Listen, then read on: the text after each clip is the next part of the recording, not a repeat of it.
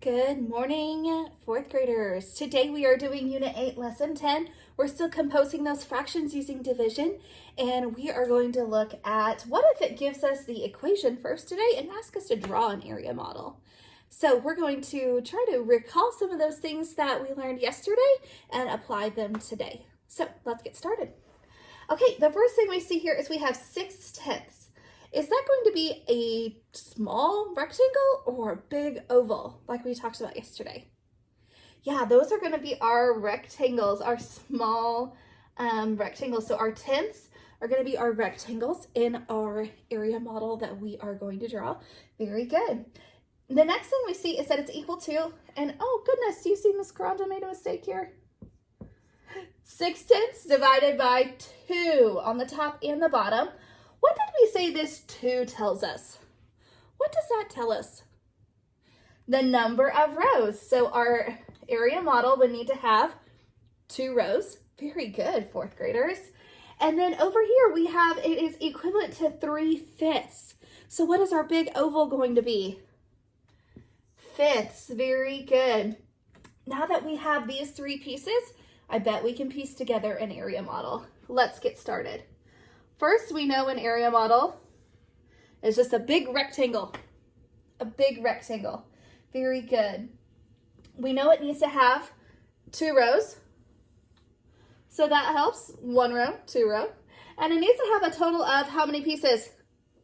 10. You're right. So let's draw in 2, 4, 6, 8, 10. Awesome. How many pieces need to be shaded in this area model? Oh, that could be tricky. Is it 6 or is it 3? Or is it both?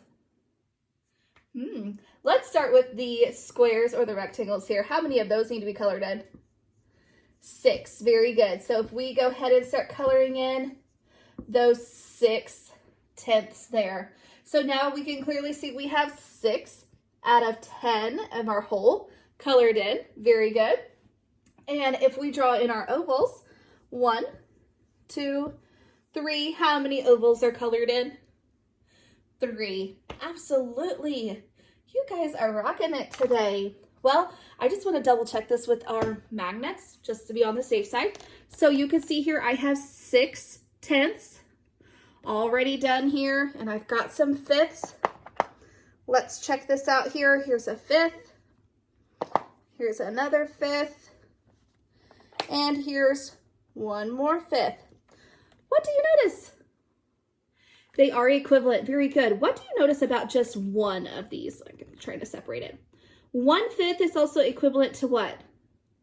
2/10. If we look over here in our area model, is 1 oval equal to 2 squares?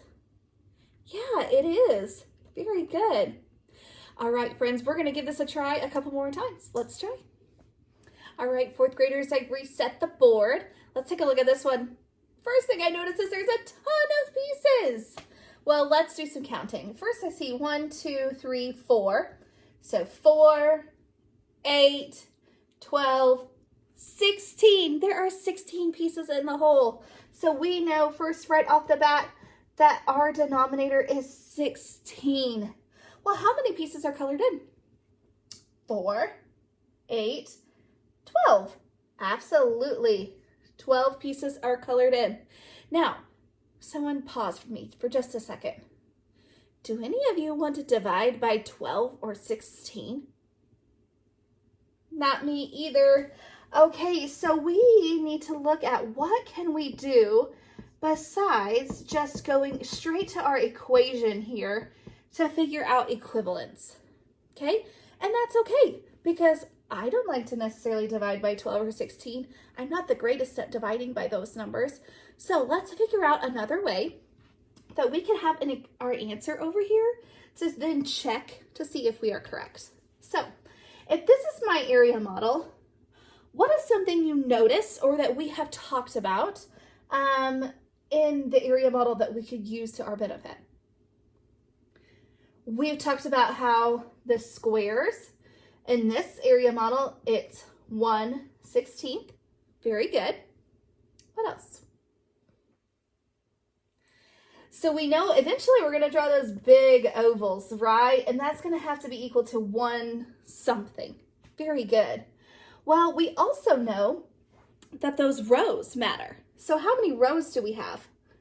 Yeah, we have 4 rows. Very good. So this time I want us to take this information right here, rows, and I want us to actually flip that up and do them as columns and draw in your ovals in each column here. Just like that. Very good. How many columns or how many ovals do I have now? 4. So my ovals represent fourths. Very good. You already told me I had 4 rows. So what is happening now? If I just looked at the ovals, how many are shaded? 3 out of 4. 3/4 are shaded. Very good, 4th graders. What was our magic number over here? How many rows did we have? We have 4 rows. Very good. So that's going to help us right here. Now, here's the awesome part, boys and girls. Remember how I said I didn't like to divide by 12 and 16? But I found my answer a different way by drawing in my ovals first. Let's go backwards. What's division backwards? Multiplication. Very good. So if I say 3 times 4, does that give me 12? Yeah, thumbs up. Very good, friends. And if I say 4 times 4, does that give me 16? It absolutely does. Thumbs up, friends. Well, let's give this a double check with our magnetic tiles here. Okay, so we've got our magnetic tiles. I've already kind of grouped them a little bit here, as you can see. So if I put 1/4 right here on top of this group of 16ths, how many 16ths is that? 4 16ths. Let's look at our area model. Is 4 rectangles the same as 1 oval? You got it. 1/4 equals 4 16ths. So if I take another 4th, put it right here on top of this one, is the same thing happening here? 4 16ths is equal to 1/4? Absolutely, you are correct. So if I scoot those together, what does that tell us? 2/4 is equal to 8 16ths. Let's look at our picture. 2/4, 2 ovals, is equal to 8 16ths, or 8 squares. Very good. Well, we're not quite done. We have one more. So if I push this one down, maybe a little like that, is 1/4 still equal to 4 16ths? Yes. And then if I added up all of this, how many fourths do I have? 3. Very good. I knew I already had 8 12ths, 9, 10, 11, and 12. And that should match our picture. 3 ovals, 3 yellow, 12 squares, and we have 12 green 16ths. Okay, friends, a lot of this is just review and practice from the same lesson as yesterday. I've given you a couple extra tips to help you today if you don't like this division part, how to look and find your ovals first and then do it backward for multiplication to see if you are still getting those answers correct. If you have any questions or you need to reach out to your homeroom teacher, please feel free to do so, and we'll see you next week.